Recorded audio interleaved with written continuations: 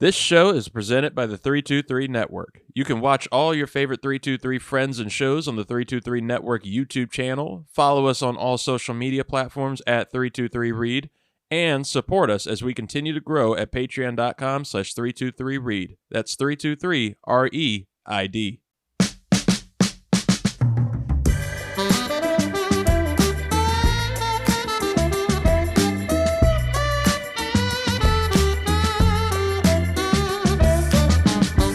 Ladies and gentlemen, welcome to the 323.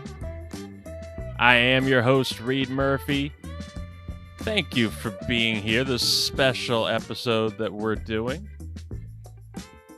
Love all the support that you all give to us here at the 323 Network, whether you are checking us out on the 323 Network YouTube page or listening, as I know that you currently are, because this is audio exclusive material you're getting right here. Yeah, you hear all those slip-ups just for you.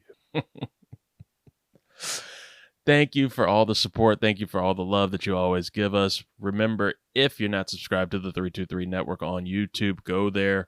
You can get lots of great content, always see all of our beautiful faces, and you can get the show that you're about to get now. Some of you may not have heard it yet.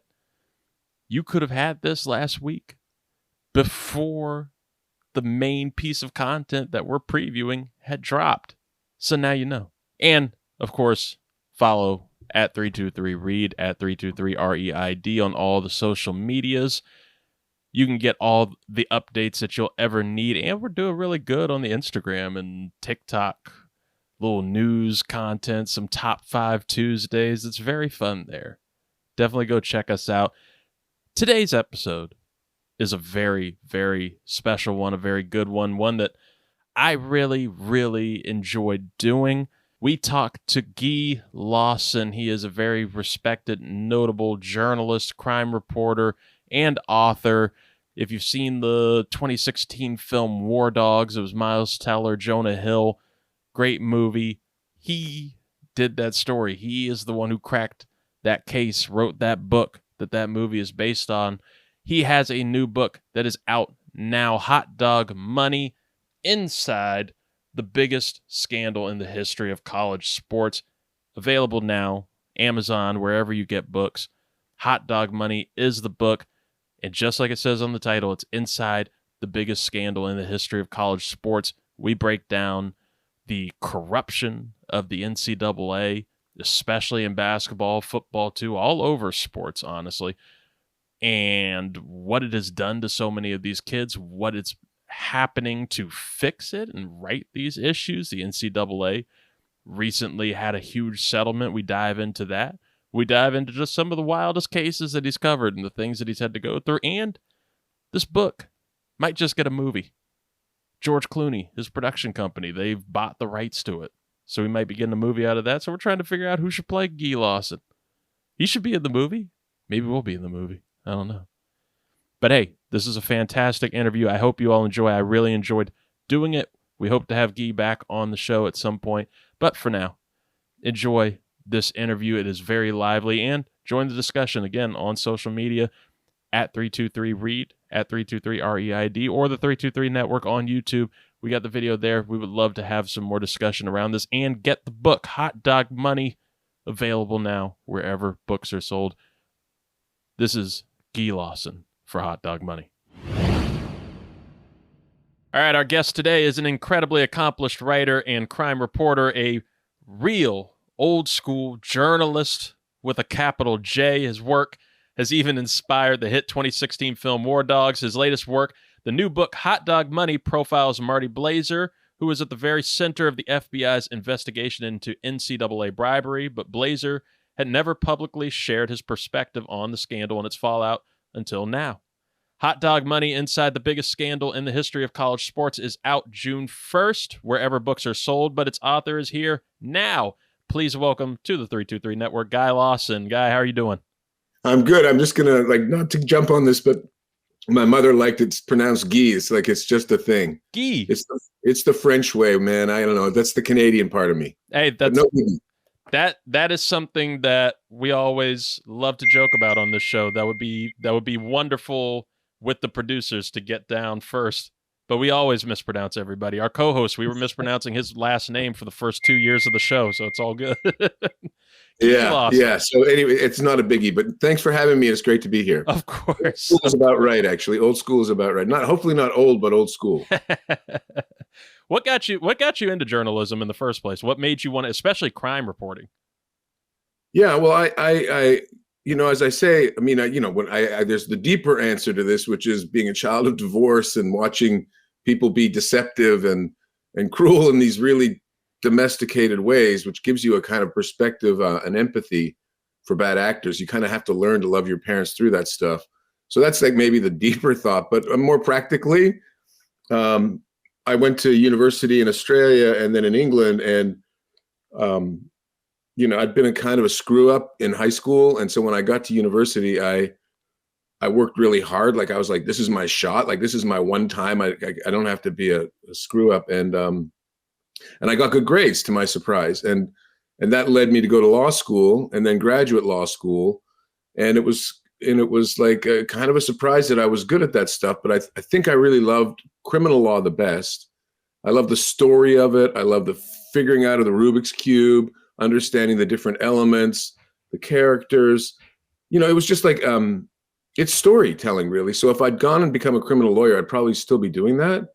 But as it happened, I wanted to be a writer. I'd read some things as a teenager that were really influential on me, not to do with crime, but to do with, I don't know what you'd call it, but sort of seeing the world in a really different and unusual way. And I think that's what Australia gave me, was a really out of the box framework, both as a way of seeing the world, but also as journalism. There's a lot of good Aussie journalists, and it's kind of like a bit of an FU attitude to the world. And that definitely suits my mentality.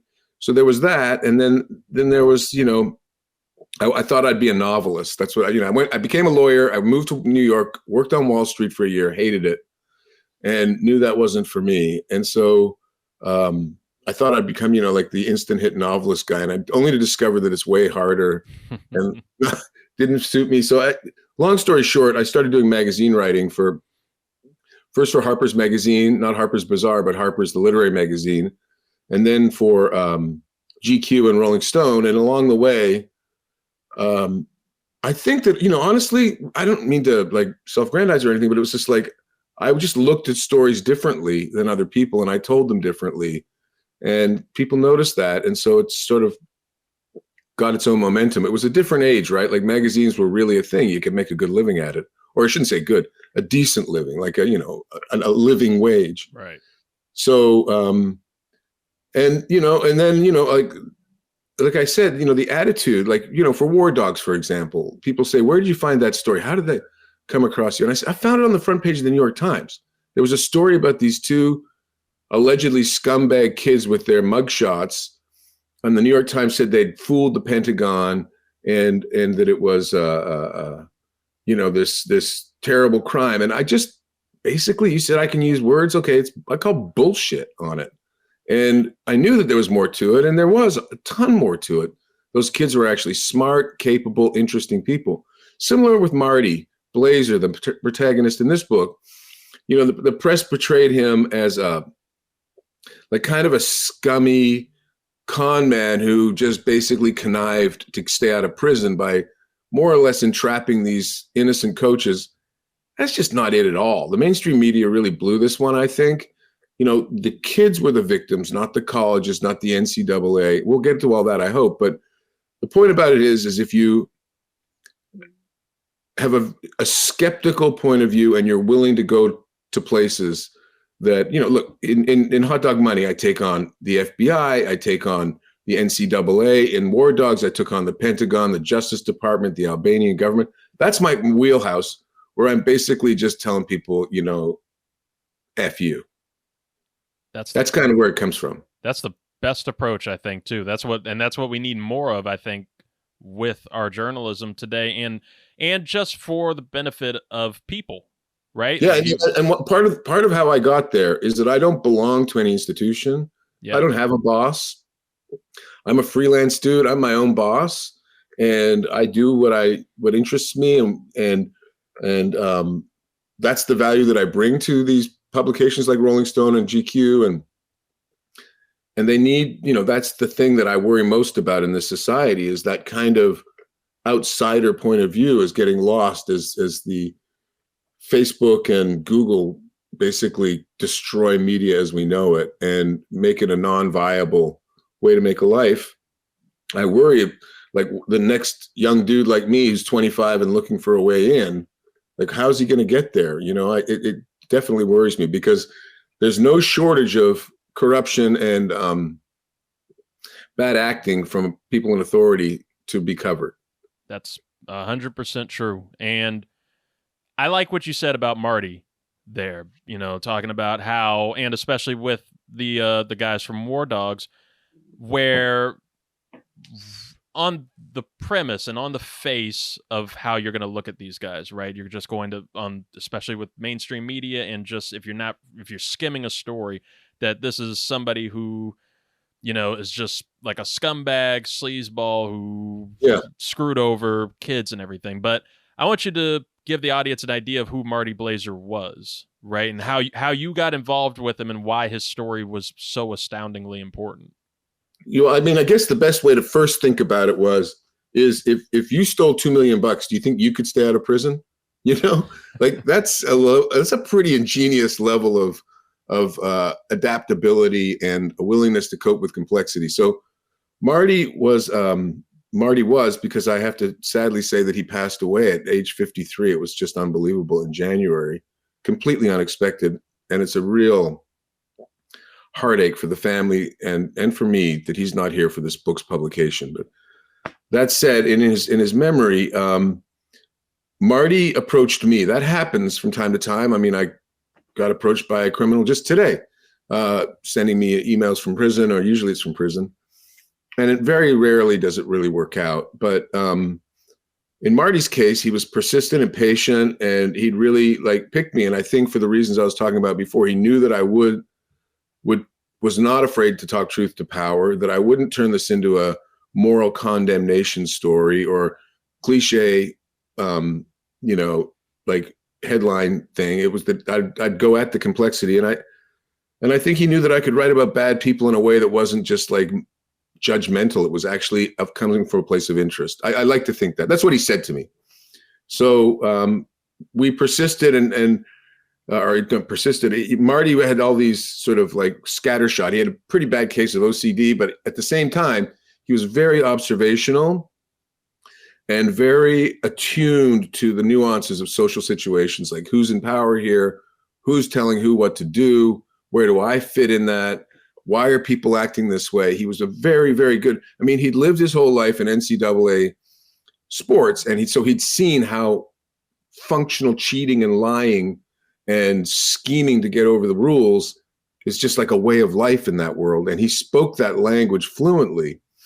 So, when I started to tap into that level of intelligence and engagement, it became attractive to me. That's a story I can tell. So that's where it came from. It's not common that someone combines criminal behavior, which is most often just stupidity, with actual intelligence. But, there are those kinds of people. And for me, I've written 4 books about those kind of guys, because it's interesting when someone can both behave in these really irrational ways, but then when you dice it down to step by step by step, how did you get there? It actually really adds up. So in Marty's case, he stole $2 million from he was a financial advisor to NFL players, a successful one. But he was greedy and egotistical. He would say that exact thing. He was greedy, egotistical, and he thought he could go further than he was. And so he decided most athletes are not very financially literate, and they want to invest in cool businesses rather than smart businesses like bars and nightclubs. And so Marty decided what was cooler than movies, which is the stupidest idea ever, right? So Marty decides he's going to produce movies, and he goes to his players and says, hey, I got this script for a movie called Mafia, and it's going to star Ving Rhames, and he's going to star in it. And his players are like, nah, not so much. Thanks, Marty. I don't want to invest in it. So he just stole $2 million from him. and made the movie, and the movie was like straight to DVD. It's unwatchable movie. It's just the worst movie ever made, probably. And so Marty was right on the verge of getting caught, and he called it a spidey sense, but I think it's like a sense of self-preservation. Like, I got to go in and confess to what I did before I get charged. And then I got a shot at figuring something out. At least they'll know that I'm remorseful, that I'm not making them investigate me. For all you people out there listening, that's a really good idea. If you commit a crime, go in and tell them first before they get you.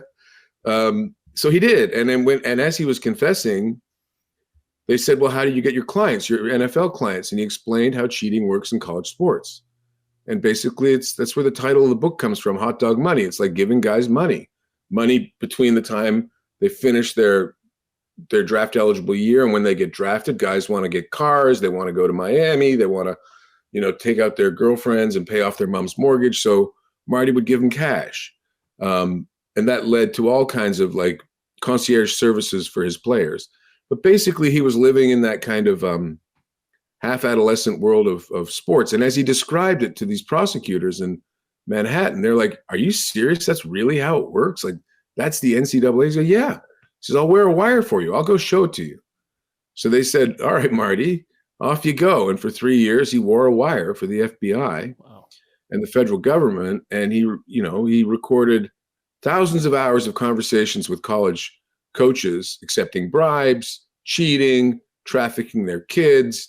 And these are you're talking about like some of the biggest players. It turned out to be a basketball investigation just by chance, but you're talking about Zion Williamson, Markelle Fultz. You're talking about like some of the biggest names in the NBA that were being trafficked by their coaches for cash, FBI cash. They didn't know it was FBI cash, of course. So basically, what I really like, where I feel like where I can thrive as a storyteller is when it's wheels within wheels within wheels within wheels.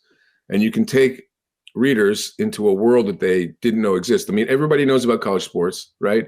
Everybody knows it's dirty. Everybody knows that money's sloshing around these kids. It's just not right. And that the NCAA is just like kind of a scam on some level. But when you get down to it, like a step by step, it's like, man, that is really, really screwed up. It is. And listen, you've covered some incredible criminal reports and investigation over the years. You've talked earlier about the Rolling Stones article on Arms and the Dudes and how that turned into War Dogs. But how does the corruption that you got to really see firsthand through Marty and really investigate here, the corruption of the collegiate athletic system, how does that stack up to other investigations you've covered? Well, I've done everything from the mafia to Wall Street to the Pentagon and arms dealing and the so-called war on terror. So I'm, in my own little quiet way, I'm kind of like off doing like if you look at a portrait of America in the 21st century, right. And it's not pretty, right? It's just not pretty. And I think, so I didn't answer this before, but some part of it is because I'm not American. I mean, I became American citizen after they chopped up a journalist in Turkey, the Saudis did. I was like, oh man, he had a green card like me, and that's not good enough, clearly. So I became a citizen in 2021 or 2. Mm-hmm. But I'm really like have an outsider's point of view. It's why I write for outsider outlets like Rolling Stone. But what was your question again? Sorry, I just lost track for a second. How does the corruption of the college, the corruption, the NCAA. corruption of the NCAA. They're all, this is what they have in common. They have a public image that is virtuous and upright, the Pentagon, Department of Justice, Wall Street. And then there's the truth. And the truth is that they're human institutions, but also that, and that doesn't mean necessarily broken or fallen. Like, I'm not so cynical as to think everything is just a one giant scam in the world. I think there are good and bad actors in every environment. But when you have the NCAA saying, we can't pay those kids because it's good for them, right? Like, we're teaching them values and we're teaching them how to be proper, upright citizens. And then they pull in $10 billion a year. And you have sneaker companies and you have like juice companies and soft drink companies cleaning up on the backs of these kids. And most of these kids are poor. Most of them are coming from inner city places or rural places with no money.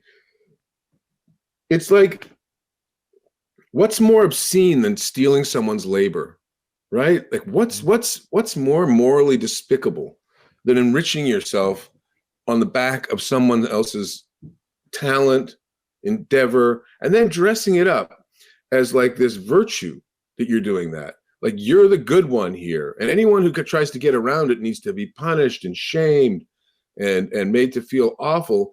And then, to flash forward, I think that what's happening in college sports right now is people are starting to see that the chickens are coming home to roost. And as I was saying before we came on, like I've got an op-ed in Rolling Stone coming out on Saturday where I really do describe just how like unbelievably venal and predatory the NCAA has always been. And so now we're supposed to say, oh, okay, well, they're going to give $2.8 billion. By the way, $2.8 billion of future earnings. And this is the settlement to settle these lawsuits. They're not going to, there's no go back for them, right? Like that $100 billion we stole, let's forget about that. So it's kind of like a thief saying, I've been stealing from you your entire life. I'm not sorry for it. I'm going to continue to steal from you. Only I'm going to give you a 20% back of what I stole. It's like unbelievably depraved. And then they do it in these air-conditioned suites in Indiana where, it's all with these giant gyms and saunas and things. And you think about like the African-American mom in North Carolina with the $3,000 a month rental payment she can't make, and the kid who could really set her free and he can't get a penny, but his coach can get $6 million a year, be the highest paid guy in the state, which is almost always the case in basketball. So the NCAA, to me, having covered it in great detail in a book, my first book called The Brotherhoods, it best resembles organized crime. The five families used to whack up the country. So Minnesota or, the Midwest would be a Gambino region. And then the Southeast would be Genovese. And another family would own in the Northwest. That's what these conferences are. They're whacking up the country, right? They're basically taking this TV money and they're saying, we'll keep it this way and that. They're dividing up billions of bucks. And the Supreme Court has basically come out to say in 2021 in a case called Alston, that game is over. And the demise of the NCAA looms not as a possibility anymore, but as a certainty. I wrote another op-ed for Rolling Stone in March, predicting the end of the NCAA. I didn't think it would take like 3 weeks. I thought it would take a little longer. But but even that $2.8 billion settlement is like a form of deception, right? So ask yourself this, maybe your listeners can think about this. What is the function of the NCAA? What is it supposed to do? Is it supposed to represent the colleges, the sneaker companies, or kids? I know what I think the moral and legal and ethical answer to that is it's the kids. And they're not doing that. So this NIL, name, image, likeness program that they've set up as a way to scramble and pretend that the kids can get compensated, there's no protection for them in that. They're just thrown to the wolves. And these wolves are like these booster groups at various colleges around the country. They're these sneaker companies, and they're just going to hook, line, and sinker these kids in. One of the things that Marty and I talked about a lot was it's not going to be like the first overall pick in the NBA that's going to get screwed. It's going to be the guy that's mid-second round, or it's going to be the guy in football that's a fourth-round pick, or it's going to be the guy that's going to wind up playing his career, semi-pro in Turkey. They're going to get like hook, line, and sinkered by the local car dealership who's going to get their NIL rights and just, they won't even know. I mean, the point about hot dog money, one of the things that I loved about Marty's story, and I feel very strongly that every college athlete should read this book because it shows just how you can get ripped off. Like, I'll just give you an example that's in the book. Watches, right? Yep. Okay, so a guy like Marty, who's a financial advisor, turns up in a locker room and says, hey, look, man, look what I got for you. And it's like a $5,000 watch, right? Guy puts it on, shows his buddies. His buddies are like, wow, that's a nice watch, man, right? But there's a whole story to that watch. Marty's not getting one watch. Marty's getting 50 watches from that watchmaker for free. Marty had a car dealer because, professional athletes, they love their cars. Mm-hmm. He had a car dealer in Dallas. He would buy 20 or 30 cars a month from her. And these cars were like $200,000 cars, $300,000 cars, custom blinged out. And the guys wouldn't know what the real price was. Like, did those rims really cost that? Why has Marty got a free car? Why is Marty always on the plane in the private jet for free? So Marty, I mean, this is part of the book is about Marty really. He said I was like a catch me if you can guy is how he put it. Yeah. I know how to rip off banks. I know how to rip off players. This is how you do it. You do it like this through watches and travel and strip clubs and cars. And one of the chapters is called $1 million off one kid. And that's not $1 million that the kid knows about. That's $1 million that the kid never even knows happened. So that's what the NCAA is like part of a cartel of like entrenched interests that perpetuate themselves through this mythology of virtue. And it wouldn't work if there weren't something really deeply attractive and fun about college sports. That's kind of like this. That's the secret to the NCAA. They know that people love to watch young people band together and really try their hearts out for something resembling team spirit and town spirit and college spirit.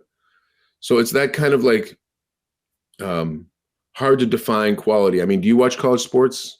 I do. I've gotten more into it over the last couple of years, and especially with our sideshow College Shame Day. And I see exactly what you mean, right? And the differences between the fan bases, where, I mean, you not only have young people of these schools who are, just going all in on school spirit and whatnot, and you have the alumni who are super loyal and dedicated to these schools, but you also have people who always talk about how much more pure it is and how these guys are, they're playing for the love of the game, or they're playing for, the love of their teammates, when in reality, like you said, it's so many guys who are playing, how I've seen it, through desperation too, right? They're clawing and something's wrong when everyone's getting paid but you. Exactly.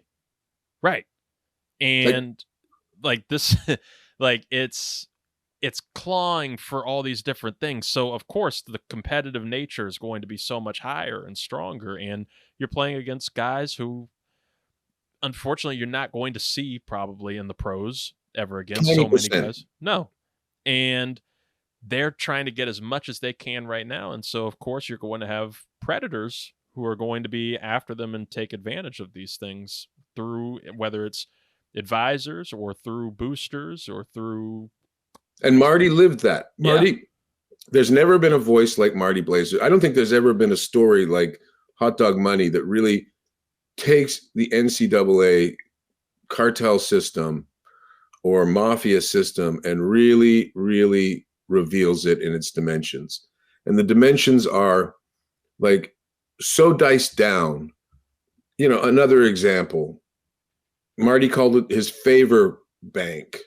So Marty would sign a player as his financial advisor, and then the kid, if he was a good player, would need an agent. Then Marty would broker that relationship with the agent. Now, agents in most places can't give money to kids because it's against the law, like literally against state law. It happened in North Carolina in 2010. So Marty gives them the money instead of the agent, and the agent now owes Marty 50 grand in favors. And so that means the next time the agent gets a player, he gives them to Marty. The kids don't know. No. Their parents don't know. They don't know that they're being traded around like chattel.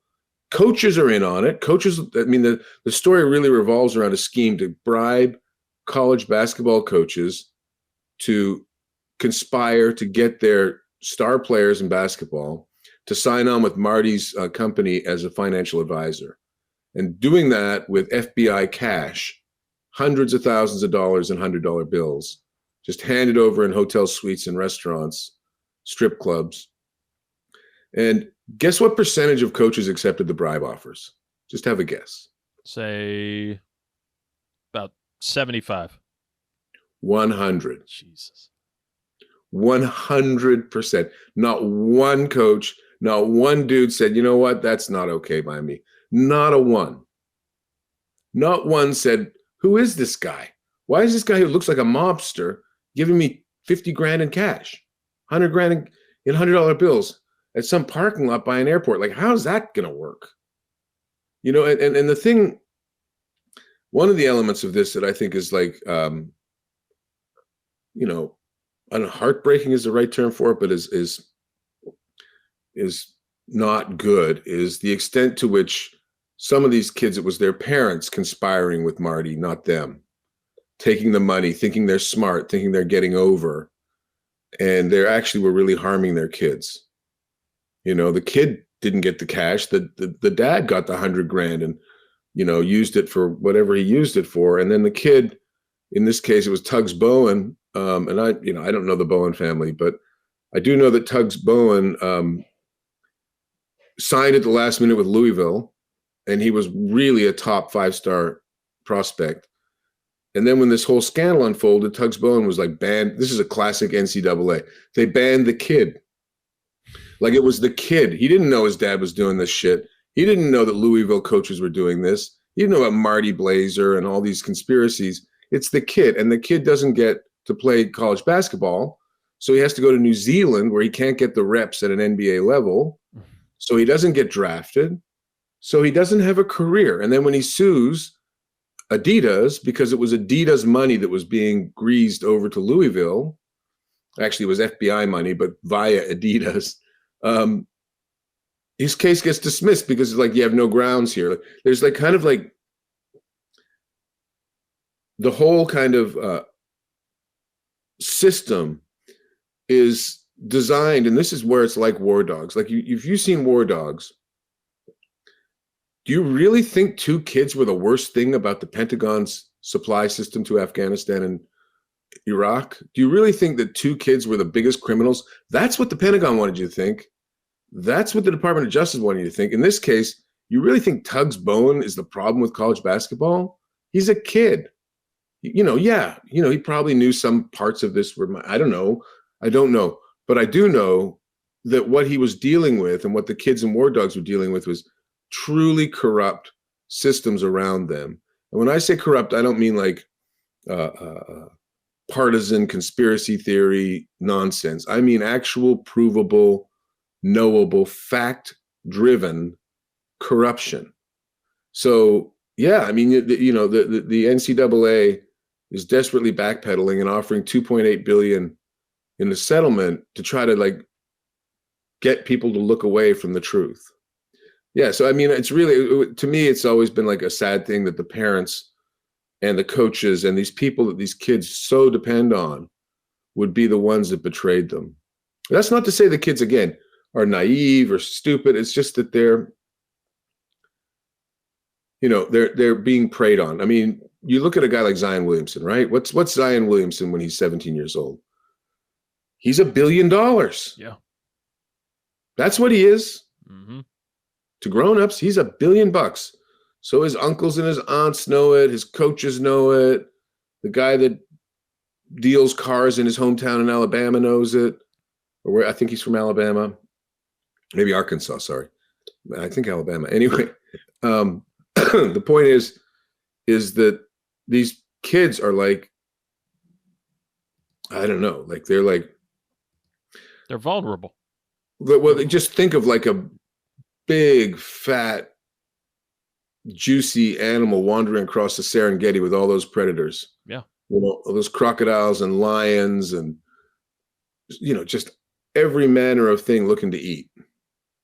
And it is heartbreaking. Like you said, I think that's an excellent description for how this goes. And like you were saying with the op-ed that you have coming out for Rolling Stone, this is impeccable timing on the release. Well, and here's what the op-ed's about. Mm-hmm.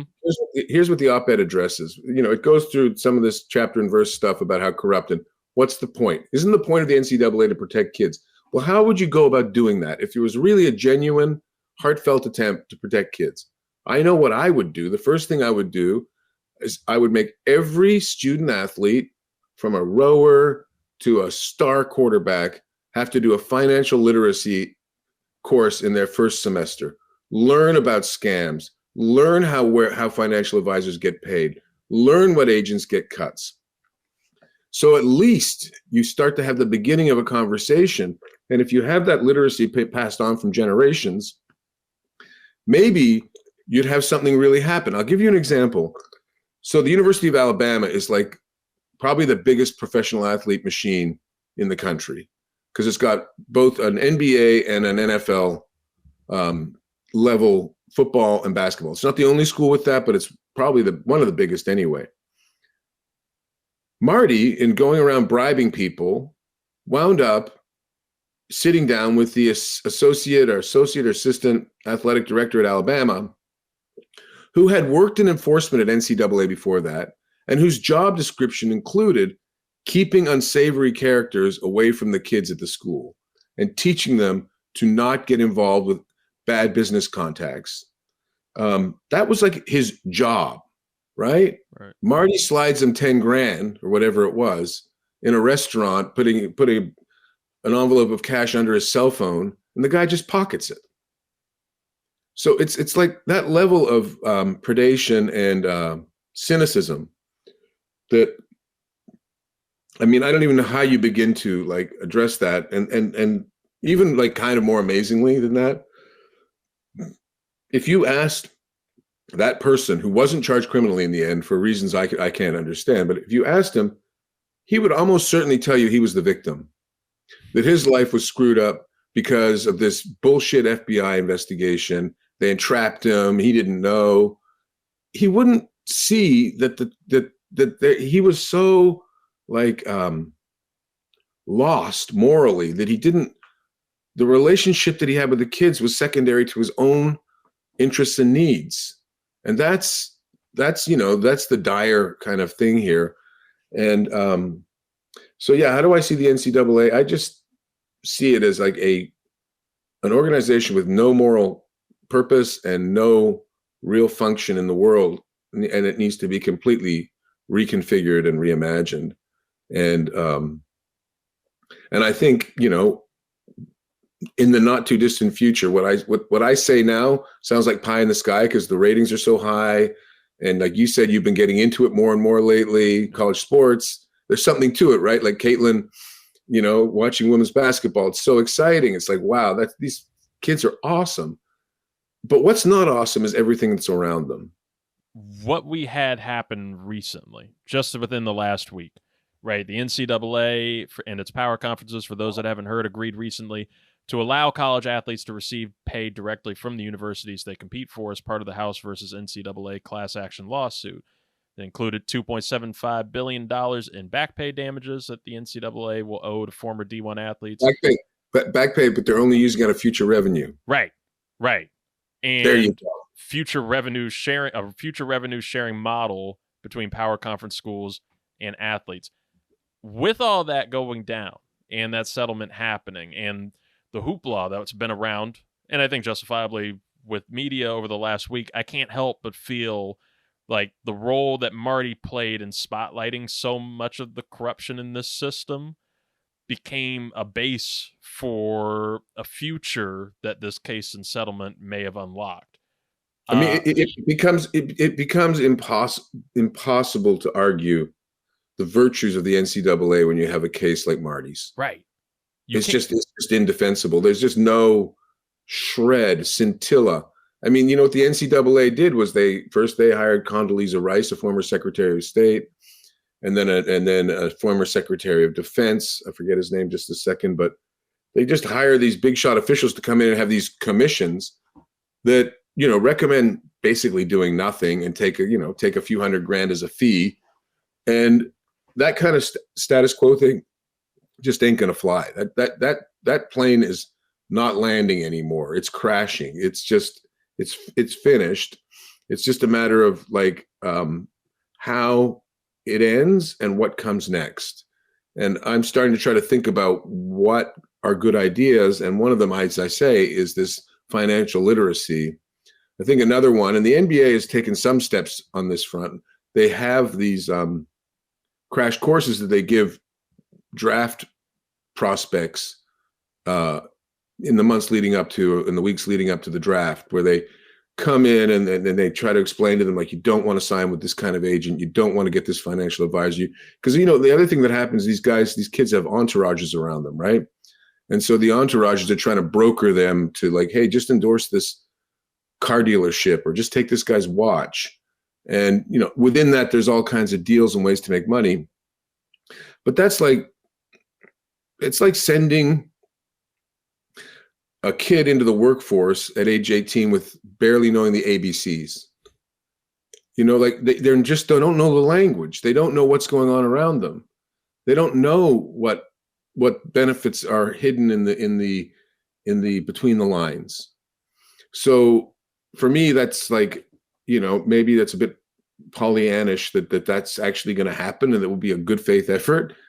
But it's at least a beginning to say, well, God, let's make sure these kids have like at least a shot at understanding this, and let's register and license and regulate these financial advisors, these agents, these booster groups, these NIL groups, so that they have to be transparent. They have to show what the margins are, what else is involved, have standard form contracts. Yeah, I mean, I know that Marty was portrayed as like a thief who scammed his way to stay out of prison, and that's true. But along the way, in his cooperation, he became a highly motivated dude. And he began to see that this actually could do some real good for people, for kids. That this kind of revelation of how deep and extensive the corruption in college sports is could really like make the world a little bit of a better place. So, Marty has 3 kids. He loved them to death. His wife stuck with him. I don't know, man. He was a lot of contradictions, but at least one of them was he's like one of those guys that, as I say in the book, he lied his whole life. Like, he'd basically been a liar his whole life, exaggerator, guy who thinks he's smarter than everyone. But once he started telling truth, he kind of couldn't stop. Like, he's just sort of like, you want to shut him up a little bit? Like, God, Marty. But he just would go on. And it was like, wow. And I think that in that embracing truth, I think he like became a different person. And, what more can you sort of hope for in life than to sort of really understand yourself and change yourself? And he did that. So on some level, even though he passed away so ridiculously young, and it sucks that he's not here to be doing this with me, that he learned some big lessons in life. So, catch me if you can. He kept saying that. So here's a scene for you. Maybe I can give you a flavor of this. So at the end of this scandal, there's 12 coaches indicted, 10 guilty verdicts. Basically, there's incontrovertible evidence that this is going on. And after all the convictions, and Marty's waiting to get sentenced, and he thinks he's going to be going to prison because he stole $2 million. The NCAA asked him to come in and talk to them. They wanted to hear it from the horse's mouth, like to hear what was really going on, because only a fraction of what happens in the real world gets into evidence because of rules of courts and things.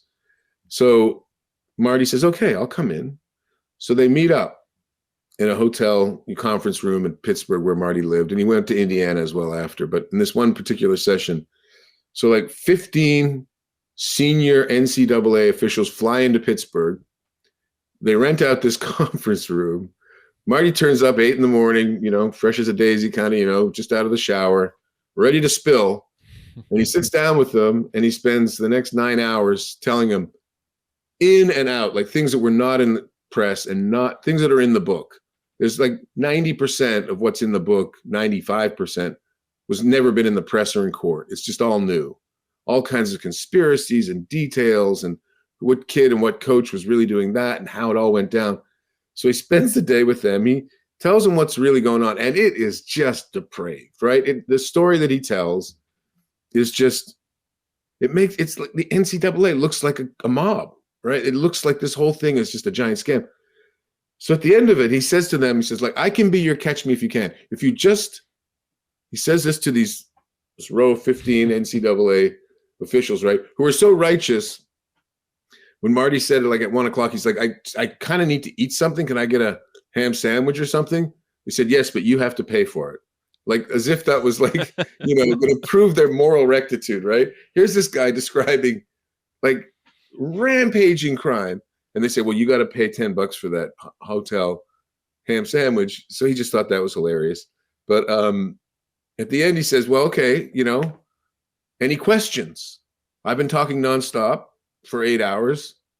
Any follow-ups? Silence, right? And then the head guy goes, no, I think you've just about covered it. We got no follow-ups for you. Thank you, Marty.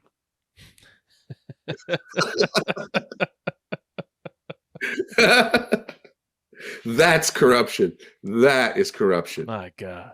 Well, yeah. The Hot Dog Money is the book. Guy Lawson is the author. He's here with us now. Without spoiling too much, right? Yeah. Because this is an incredible book. There's fantastic stories in this book, like you said, and that's shocking to me how much of these stories weren't already out there in the press. This is just something that, like, things that Marty could hand over to you. But what were some of the wildest stories or encounters that you got out of this? Well, I'll just maybe pause here because you're a sports oriented project.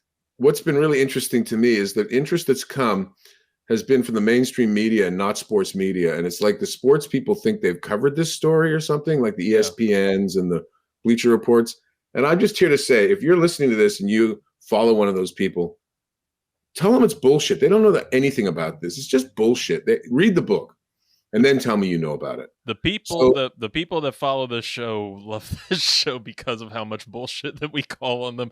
Our show, College Shame Day, it's like what you said with name, image, likeness. Like, so what we marveled at when the whole NIL thing first came to fruition was how much people thought this is the glorious end to the shamateurism of college athletics. Bullshit. And it's a way to keep it. Yeah, these guys will be taken care of. Now, first off, they're not paying.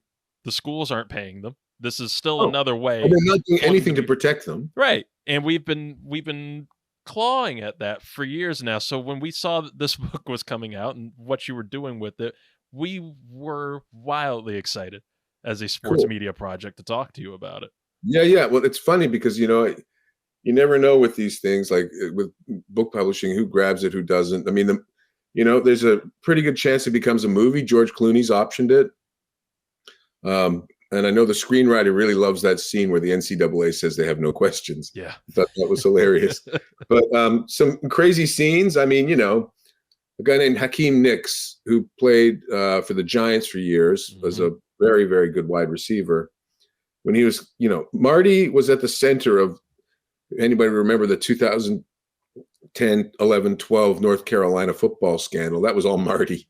He never got caught for it or anything. I mean, just years and years and years of college bullshit. But, at one point, he wants to sign Hakeem Nicks, but the agent who he's transacting with, well, if you're going to take Nicks, you got to take these other three guys and you got to pay them too. So all of a sudden he's got like these 3 or 4 players on his payroll, his secret payroll, his hot dog money payroll.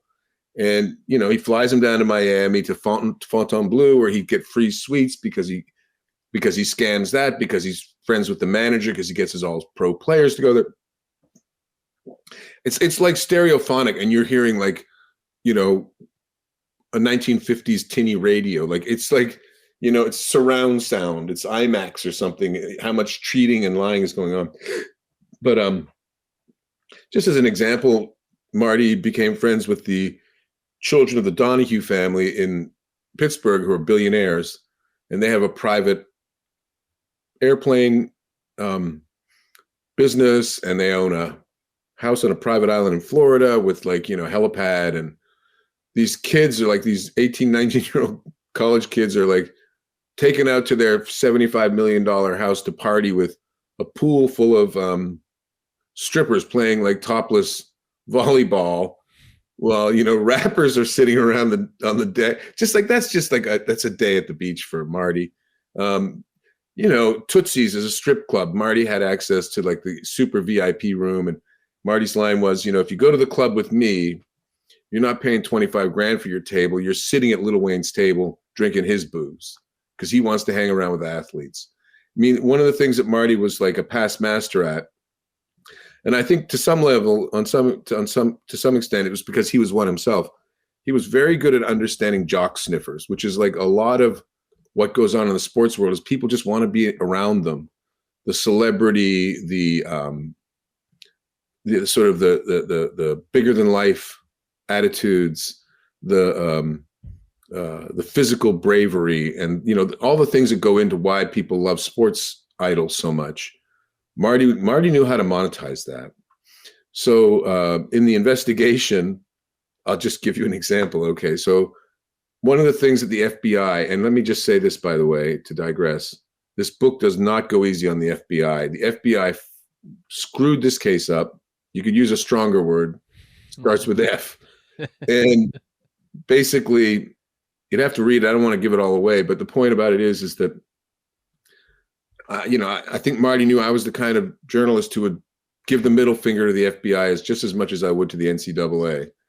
And so I do. But one of the things they had him do was they wanted to convince the coaches and the world that Marty was like a combination of had endless amounts of money and was super corrupt and like organized crime adjacent. And there was an FBI undercover agent working with him who would dress looking like a kind of a Sopranos guy. And so they'd stay in 5-star hotels, and they'd only go to like, they'd drop $7 grand on a dinner with one of these coaches or something like that, just off the hook. And Marty's like, this is stupid. Like, the players will think you're an idiot or corrupt. If you're spending money like that, you got to be smart with your money. What they really want is they want you to get them to the place, into the club or into this with a beautiful celebrity woman. Like, they want experiences.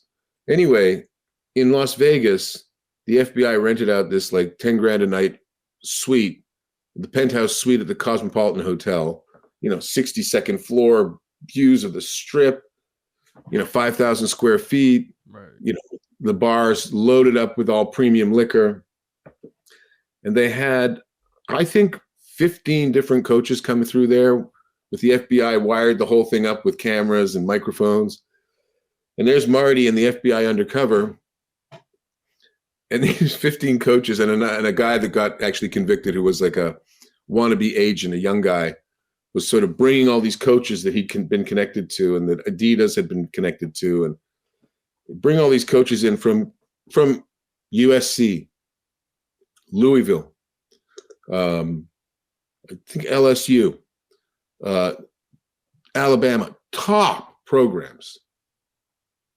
And these are the leading. Arizona was another big one. Mm-hmm.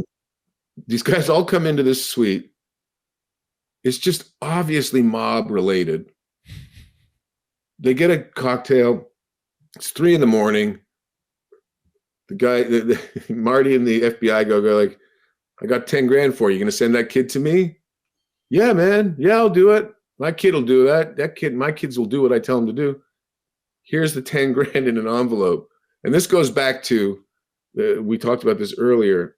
What percentage of coaches in that environment, in a 5-star Vegas hotel, 3 a.m, looked around and said, this is wrong, man. Like, there's something wrong here. What percentage, I ask you? 100%, man. Zero said no. 100% said yes. So that gives you, I think, a vibe for the book. It's like one of those things where hopefully by the end of it, you're like, man, that is one crazy ass story. That's kind of like where you asked how I got into these things. I once had my first book was about this mobster. It might be becoming a movie now, who knows? But this prosecutor worked on that case. I talked to him years afterwards, and he's like, man, you've worked on 2 or 3 really great cases. It's really unusual for a lawyer to get more than one really great case. And I'm like, well, that's because I don't have to be a lawyer. I get to do what I want. And so I really am always on the lookout for a great case. And I really with all due modesty, and I think that Hot Dog Money fits that bill. If people really want to know what they're watching in college sports, what's going on around it, from the weight, the guy that, even the guy that runs the weight training is on the take. Yeah. Like everybody's on the take. The sneaker rep, the friend, the cousin who's going to introduce you to this other guy who knows a guy. It's just, it's incredible. And I hope that Hot Dog Money does some good in the world, because I know that's what Marty would want. It is an incredible story, people. I'm telling you to go get this book wherever books are sold. Audio book, if you need whatever, support this story. Hot Dog Money is the book. It's incredible. Like you said, this is Wolf of Wall Street level wild kind of thing. Yeah, in a sports world, and it deserves all the recognition, all the eyes it can get. I'm really happy to hear about the potential feature film adaptation. And with I've seen with development with Amazon MGM Studios and Clooney and Grant Heslov's Smokehouse Pictures. They got the screenwriter, one of the screenwriters, if you're a fan of Succession. Oh, that's perfect. Yeah. And he also came from Better Call Saul, so he's like a good guy for it. Oh, that's perfect. This is a super cliche question here, but we never get to ask it, right? When this movie happens, I feel like there needs to be a Guy Lawson character kind of navigating the waters, right? Who do you want to see? Who would you want to see play the Guy Lawson character? In War Dogs, there was a scene where I was going to be in it. When they were flying out of Iraq after they got paid, and they're getting on a plane. I was supposed to be on the plane all strapped in, and I had a line or two of dialogue, I think. But that got cut. Who plays me? I don't know. Ideally me, just for fun. Hey, why not? Let's do it. You know what I mean? Like, just, it's like, I've learned, I've had a bunch of things optioned over the years, probably like at least 8 or 9. Which is very hard to get them made. There's a lot of things that can go wrong. It's a big investment, a movie. Like, it's like 50, 60, 70 million bucks. They gotta really put their shoulder into it and believe in it. War Dogs just came out on Netflix in the last couple of weeks, and it really popped. And it's exciting to me that people seem to really enjoy that as like a not just come and go movie, as like a movie that's got some legs, that people remember. But one of the things I learned in that process was, because I was really thinking, like, as a journalist, I wanted to be more journalistic than it was movie, and I've really come to realize over time that that's just not what movies are. And so I should have enjoyed it more. Like, I was kind of like, well, put this in about the Albanian corruption. What about all the people who died in this explosion and da da da da. So I think I've learned some sort of form of acceptance on that score. Yeah. But as for who'll play me, yeah, just like, probably like some hockey player or something. Some guy who maybe gotten one too many scraps or something. But it is fun to that there is this genre of I shouldn't say fun. It's like, I think the thing that I'm attracted to, that I hope people will be attracted to too, is I like my truth neat. No soda, no ice, no anything. Just put it in a shot glass and I'll take it that way. And so, I really love stories, and I love to tell stories that treat the reader with real respect and treat the institutions with real disrespect. I think that's the right balance. It's like, you know what? Just because you got power doesn't mean you're right and good. And you know what else, reader? Look at how bad this is. I have the privilege to go out and really get this stuff and bring it to you, and I'm not going to hold anything back. You're going to get, I've been denounced by the FBI. I've been, I've had all kinds of stuff. I've been sued to the Supreme Court of the United States. I've had every manner of thing you can think about. It's my privilege and honor to do it, and I hope to continue. Hey, it has been an absolute pleasure to talk about it with you, Guy. It's been an honor to have you and to get into this book, Hot Dog Money, Inside the Biggest Scandal in the History of College Sports is the book. It is out June 1st, wherever books are sold. Please go get it. Guy Lawson, thank you for being here, sir. We appreciate you. Thanks, man, and good luck with all your endeavors.